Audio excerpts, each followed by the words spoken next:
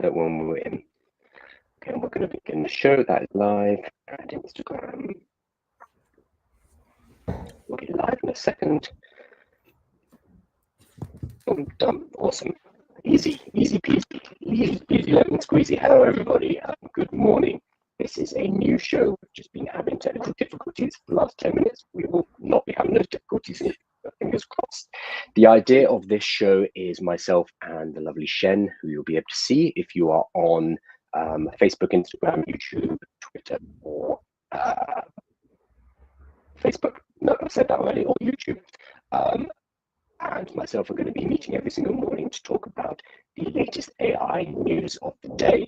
The purpose of this, well, it's going to be evolving based on feedback that we get from you guys, but the purpose is basically to have a very informal chat about what's been going on in the world of AI, as if you're sitting with two friends having coffee in the morning and discussing artificial intelligence. So that's going to be the name of the show and what we're going to be doing. Let me introduce Cien, or let me ask Cien to introduce herself, and then we'll kick off with what we're going to be talking about. Hi, thanks for having me here, Kyle. I'm really excited about doing this every day with you. We're going to be learning as well in the process. So for your audience, I'm Cien. I'm the co-founder and CEO of Launch Lemonade. I'm on a mission as well, and our mission is that no one gets left behind in the time of AI, and we're doing that by democratizing access to all the LLMs, the best ones anyway, and putting that on our platform. My background is in technical product delivery. I've integrated a lot of AI solutions for many businesses, and I still work with a lot of businesses implementing AI into their solutions. Awesome. So Cien is very much on the technical side of artificial intelligence, and I'm more on the business side, so helping to translate how artificial intelligence is important for businesses. That said, Cien is also on the business side as well, so she's the full spectrum, whereas I'm the idiot who's just going to be asking questions. No. So, well, you're being nice, but I really am. So what we're going to be doing is we're going to be bringing a news article each day. We actually both chose the same news article yesterday, so we're just going to talk about this one particular news piece. I think it's important enough for that to be the case, but in the future, we're both going to bring a news article and basically discuss why we think this is important. But the one that we both bought today is to do with Sam Altman. So Sam Altman is the CEO of OpenAI. You probably recognize him if you saw him. Maybe you follow his stuff. Bit of a genius, and he's running one of the largest AI companies on earth right now. What we're hearing now is talk about AGI. Cien, do you want to tell us what AGI is? I know that's a big sweeping question, trying to define it, but I think it'd be useful for people who use AI on a general basis, but don't necessarily know about the roadmap or where we are trying to head using artificial intelligence. Yeah, so how AGI is being defined by scholars, let's move kind of like even Sam Altman out of this. But how AGI is being defined is this super smart AI that can autonomously decide by itself what to do or how to solve a problem. So it's Let's define autonomous. the acronym. AGI is artificial general intelligence. Exactly. Yeah. So it is, and how scholars are and have been defining this. Like there was a 2014 book that was released called, I think it was called Super Intelligence. And even like in the 80s, people have been working towards this agentic form of artificial intelligence that is promised to be smarter than humans and can autonomously act by itself. I have that book, and I can't believe that book is 10 years old. It's a book by, I believe it's Nick Bostrom. Is that correct? Nick Bostrom. It's got a picture of an owl on the front. You'd probably recognize it if you saw it. I cannot believe that's 10 years old. That feels like just yesterday. And that's interesting because Nick Bostrom was early. Well, obviously we've had AI for a long time, but the fact that Nick Bostrom published a popular book 10 years ago about artificial intelligence before we had the public release of a model like ChatGPT 3, I mean, he was very prescient at the time. Absolutely. Yeah. And look, if you read that book now, a lot of things are still relevant. I mean, there's a lot of doom and gloom in the book as well, but I think it's still worth reading for sure. Awesome. So specifically, AGI, artificial general intelligence, we've had over the last week a few different CEOs. So we've had Sam Altman, who is the OpenAI CEO, and then yesterday we had Anthropic, Dario Amodei, I hope I'm saying his name right, was on the Lex Friedman show and was also talking about AGI. And both Dario and Sam Altman are talking about timelines of getting to AGI, artificial general intelligence, within the next couple of years. Specifically, Sam is saying 2025, and Dario is saying, well, Dario is being a lot more circumspect. He says, if I say 2026 or 2027, there will be a zillion people on Twitter who will be like, AEI CEO said 2026. And it will be repeated for the next 2 years that this is definitely what I think is going to happen. And then he talks about how he's just going to be clipped out of context. But then he goes on to say, yes, probably 2026 or 2027. So whether you're looking at Sam Altman saying 2025 or Dario saying 2026, 2027, in the grand scale of things, we're talking about relatively soon. Yeah, which is insane. Like, even with narrow AI now, it's impressive. Like, it's definitely changed my life and it's changed how people work. It's definitely scaled our productivity. With the promise of AGI, uh, that is for your audience, like narrow AI is good at specific things, that is providing output that is text based or image based. With AGI, it can perform various types of tasks and reason through these tasks, and can learn and adapt as well based on how it's performed previously by itself. It's gonna change a lot of things, and it's gonna even make us more productive. Is my prediction.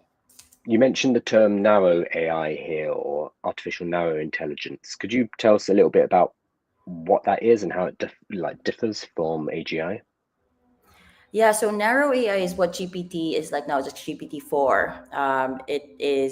It's really good at providing you text-based output, and language processing, but it's also good at like image recognition. So what we're using now is narrow AI. AGI is more of, again, they could perform any types of task, reason through new tasks that it hasn't encountered before, and learn from its interactions as well and the tasks that it's performed previously. So AGI is generalized. It can be applied to multiple different use cases, whereas ANI is given a specific use case and it's good at doing that one thing. How does this line up with there was a document which was released, I think it was Bloomberg who leaked it, but basically showing the different stages of artificial intelligence according to OpenAI. I've actually pulled it up because I always try to remember them and I never can. There's level 1, which is chatbots, so AI with conversational language, basically ChatGPT. That's where we are right now. Level 2 is reasoners, so human level problem solving. Mm-hmm. Arguably, that's what we have with 4.0 preview, arguably, Mm-hmm. although obviously that depends on One. your definitions of what a human level problem Yeah. solving is and what reason is, etc. There's a whole load of not just technical questions here, but questions of definition, almost philosophical questions as well that need to be answered when you're talking about intelligence, because we don't even have a good definition of human intelligence. Level 3 is agent, so agentic systems that can take actions on behalf of the user. Level 4, innovators, AI that can aid in invention, that's even more general. And then level 5, organizations, AI that can do the work of an organization. I mean, that is kind of even larger. So these are the 5 levels of AI, artificial intelligence, that OpenAI have put forward. Where are we right now, and where would AGI put us? That's a really interesting question. I don't think that I I mean, just based on my understanding of how Sam Altman has positioned AGI. Mm, Um, so right now, I think, like with the release of O1 and these reflection models, these reflecting models that are designed to basically reflect on a task, and then based on their reflection of the task, performs the task. I think, as you said, arguably we are in kind of like the reasoning, problem solving, earlier versions of problem solving AI. With AGI, again, with how Sam Altman is positioning it, I mean, mm, arguably, we are going to be seeing early versions of the stages that they're positioning AGI to be capable of doing. I think that with, even right now, arguably with automation, we are seeing some sort of possibilities of agentic AI that can perform tasks end to end. So one can say that you can design an organizational level AI that can perform different tasks from that level. mm. Uh, I think next year we're going to be seeing like basically early versions of these stages coming to fruition. Whether that's hacked or real, like how a lot of these super companies have hacked their AI systems by building super teams outsourced somewhere and then position that as an early version of AI, or something that is gonna, the public can test to perform some of these tasks. I think that is what we're going to be seeing next year. So it will disappoint a lot of people, but for early adapters, it's gonna be amazing. That is I think what's gonna happen. So they are OpenAI. Well, the scuttlebutt right now is that OpenAI will be releasing their next model, which is currently called Orion. There's talk about pushing it out in December, according to The Verge and some other sources. So Orion, here we go. Unlike the release of OpenAI's last two models, GPT-4o and o1, Orion will not be released widely through GPT. Instead, they're planning to grant access first to companies it works closely with in order for them to build products. So it won't be a public release, which is, I believe, the first time we've seen this in the last couple of years. Generally, they'll just push it out and correct me if I'm wrong here, they'll just push it out and see what people do with it. This seems like a lot more closed doors. Yeah, which I think makes sense from being Mm, able to, like, QA it and roll it out. I think the use cases are going to be enterprise uh, relevant anyway. So with the capabilities that they're talking about from a agentic perspective, being able to put around strong guardrails around it as well. Uh, I think it's the one safer route, and two, from mm. a use case perspective, it makes sense. It's just less exciting for the rest of us who want to play with it. We like getting new models, although the new models I found what happens invariably is when I want to go on holiday and stop, writing about AI, stop doing videos about AI, that's when they release a new model, like without fail every single time. I'm like, I okay, I'm gonna know. relax now. And then they're like, hey, here's Here's a GPT-4, new here's O1. model. Yeah, God's sake. yeah. So apparently they're saying, or somebody is saying, no good source here, but an OpenAI executive is saying that Orion is up to 100 times more powerful than GPT-4. Quite what that means is hard to define, how we're going to define power. But we are getting something new, or at least some companies are going to be getting something new in December. Um, I think one thing that people forget is how quickly everything is moving. Because Mm-hmm. often ChatGPT or Anthropic or whoever will put out a new model, and people will be like, "Cool, yeah, that's fine. When do I get the next thing? When do I, Yeah. this? I keep seeing this for ChatGPT in particular. Whenever ChatGPT releases something like O1 preview, people are like, "That's great. Where's my video assistant?" Or Exactly. And it's the same with Anthropic. I think they released Sonnet, and then they Project, released yeah. the new version of Haiku as well. And people are like, Mhm. great, where's Opus? Like very quickly, we get used to these things very, very quickly, and we've become quite demanding consumers, I think. And I think it's useful to step back for a moment and remember that ChatGPT, the public release, is less than 2 years ago. And I don't, well, I'm sure the two of us, we use it obviously on a daily basis. And I talk to hundreds, thousands of people who also do. The scale and the speed of this technology compared to most technologies out there is absolutely gobsmacking. Mm. And I think it is useful for us to step back for a moment and be like, oh, yeah, this is kind of world changing rather than give me the next thing, give it to Yeah, me now. yeah. And reflect on it as well. Like imagine if the kind of like this AGI is going to be given to enterprise, select enterprise. Like the competitive market is going to be at risk. Smaller businesses are going to be at risk. How are brands going to compete against those who will have access to this? And at the same time, like if the public demands for it, we also have to understand that there are risks as well to us being able to use agents that we don't Mhm. understand.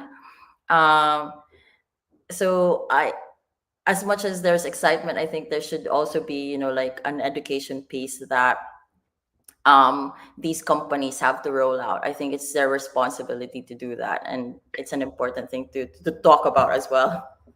I think it's useful. Um, so we're talking about agents, we're talking about agentic AIs and stuff. It's useful to explain to people who might not know this what that means. An AI agent doesn't just act on the inputs you give it. So right now, if you go and use ChatGPT, you're either heading onto the website, onto the app, or maybe if you're a bit more technically inclined, you're connecting via the API. But what you have to do each time is you need to send it some instructions. It's going to go ahead and process it and then send back an output. But it's kind of, unless you build it into a piece of software, it's relatively self-contained. With an agentic system, you'll be able to give access of your computer, of your devices, of your software, of your email, of your text messaging, whatever it is, you'll be able to give access to the agentic AI for it to carry out actions for you. So right now, as a very basic example, let's say I need help writing an email that I'm sending out to a customer. I might copy paste the customer's complaint. Not that I have any. I don't know why I'm using this. I'm fantastic. I'll bring over the customer's complaint or whatever it is into ChatGPT, copy it Data. in, and say, yeah, the data. I'll say, hey, can you go ahead and write uh, an email that takes this certain tone, blah blah blah blah blah. But at the end of that, I'll then need to copy paste it out of ChatGPT. Or if I'm working at a bit more scale, I'll have a piece of software which connects to ChatGPT and the information is passed back and forward. What we're talking about with agentic systems, however, is the ability for that AI to go and retrieve that email from my inbox, to read through it, and to, given the right permissions, to go ahead and reply to that customer. And it might be able to text them if it has their WhatsApp number. It will be able to email them. It could even give them a call and then use a AI that's trained on my voice. Basically, it would have its own agency to go and perform the task using the tools that I have at my disposal on my computer. Whereas right now, I'm copy pasting things around. So it's kind of a step up in how much control we're giving to the AI and how much more powerful it can be. Is this accurate? And it can learn by itself as well. So maybe if you give it as an objective, so this is how my vision is, and this is how I understand the how I can maximize agents anyway, is you give it a goal. It's not just about, okay, write the email to help us sell. It's going to be, I want to say, I want a sales pipeline of, I don't know, 200,000 in the next month. And then by itself, it's going to come up with its own process and task to be able to achieve that goal. And it's going to learn by itself. You Mm. could maybe give it a framework in the first instance, and it might evolve that framework based on its own learnings. and it would set up its own bank account or ask us to set up a bank account for Make it, start payments. spending money, start hiring people if it needed them, probably won't need them. Yeah, so it will be able to break out of its box, basically, which from a productivity point of view, very exciting. From a safety point of view, opens up a whole new can of worms. And we are pro AI people, but even I think we can see the potential issues here. For sure. If you have no yeah, if there are no guardrails around it, especially for the public who don't understand what potential implications that could be from a financial perspective, from a, like, again, how we've measured ourselves since industrial revolution is based on our productivity and our intelligence. And so there's going to be, and people talk about this existential crisis that the world is going to experience, and rolling this out in public is going to scale, that problem. So Mm. thinking about that as well, like how we live our lives and how we understand what life means is also something that 2025 has to deal with. I mean, you say that as if it's a long way away. That is a month and a half. I know it's I it's was December chatting to next month. somebody. I did a video recently about Fiverr and Upwork and freelancing websites, and so Fiverr in particular has had a rough year last year. Mm, A lot of the job categories, the amount of income that was being paid out to freelancers dropped, and it was things like translation mm. because it was going to AI, Yeah, copywriting. Um, I forget what the other ones were, but they were generally text based. admin. Yeah. It was more kind of text creation or text translation because it's so easy Hmm. to copy paste into ChatGPT. The barriers to entry are very low. So the revenues were dropping there. And I did a brief video about this, and I had one guy kind of arguing with me in the comments, politely arguing with me, but he was saying, "Ah, no, this will never happen. Like, you still need the freelancers to talk to the clients, to do the correspondence, to work out what they need, to log into the system. Like, even if they're using an AI, you still need that freelancer to be able to do all the processes required to work with a client on Fiverr." And my pushback there was, yeah, right now you do, but give it a year or so, and we'll have agentic or agent-based artificial intelligences that will be able to connect into something like Upwork, that Yeah, will be able to correspond. They'll be able to bid for jobs, and then they'll be able to perform all the work autonomously.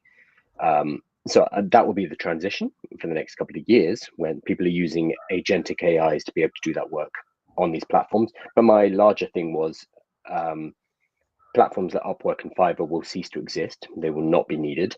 And then wider than that, these roles, these tasks, as soon as the AIs are sufficiently practiced, they're sufficiently good and producing an output, they won't be needed, which I think we're coming up at much faster than anyone really expected.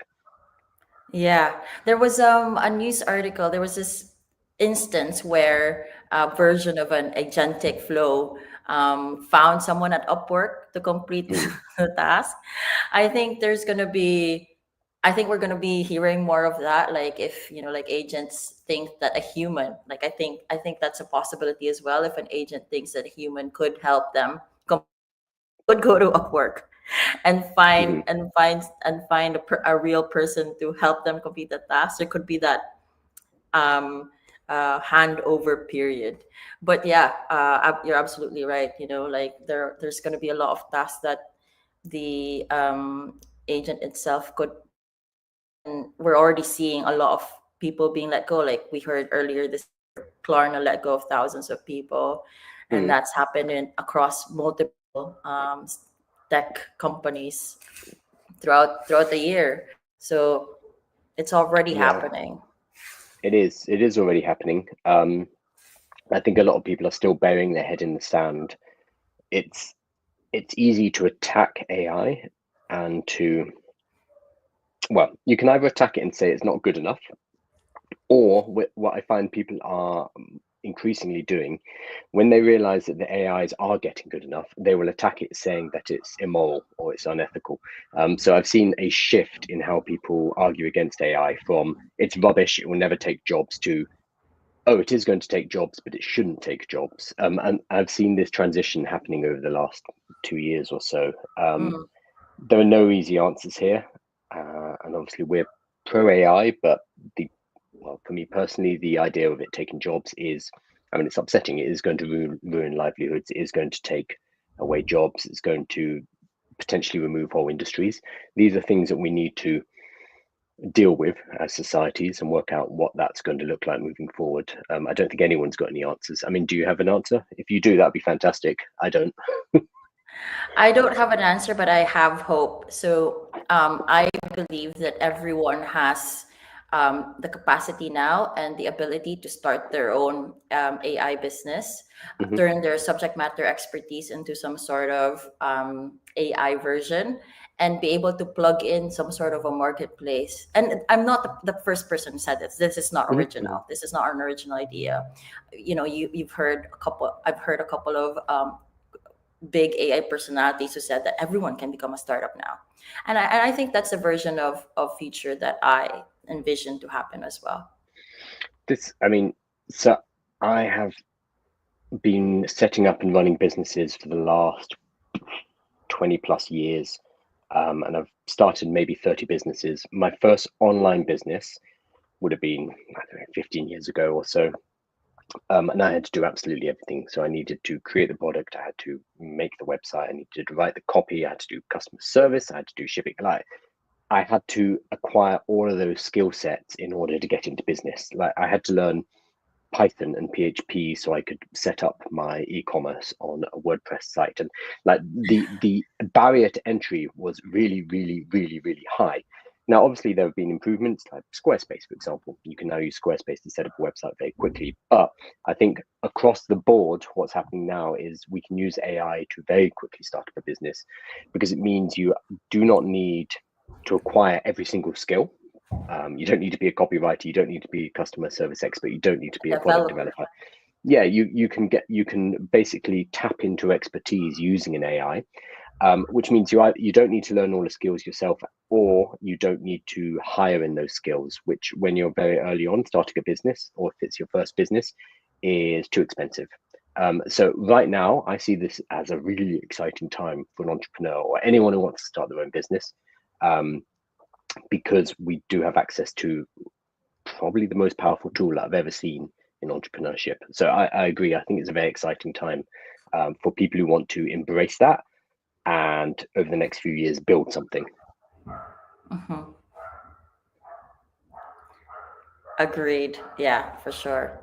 So many low cost, no code, low code tools out there, and there's so many influencers as well that you can follow, literally watch them and code with them or like build something with them. Mhm. And that's why we, like that is our hope for Launch Lemonade as well. So yeah, it's an exciting time. Awesome.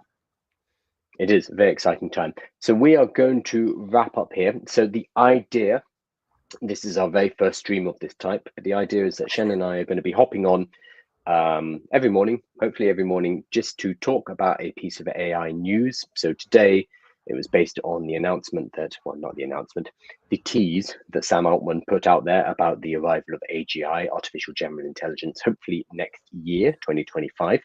But what we're going to be doing basically is each day bringing a piece of news and then just chatting about it. So we're not preparing anything. We're not, none of this is rehearsed. That's probably why it's a bit more casual, a bit more Organic. chaotic. Yeah, organic. That's a nice word for it. But we're going to be doing this every single morning because I know if you're anything like me, keeping up with the AI news on a daily basis is really, really, really, really difficult. There's just so much like being thrown at us all of the time. So the idea with this show is that the two of us, Shen and myself, will hop on, chat about one or two different things that we think are important right now, give some opinions. We'll probably start to open it up for questions and comment as well, so we can bounce off as well. But we're going to be refining this as we move forward. And the idea is every single day at 9 a.m. UK time for half an hour, we're going to hop on and do this.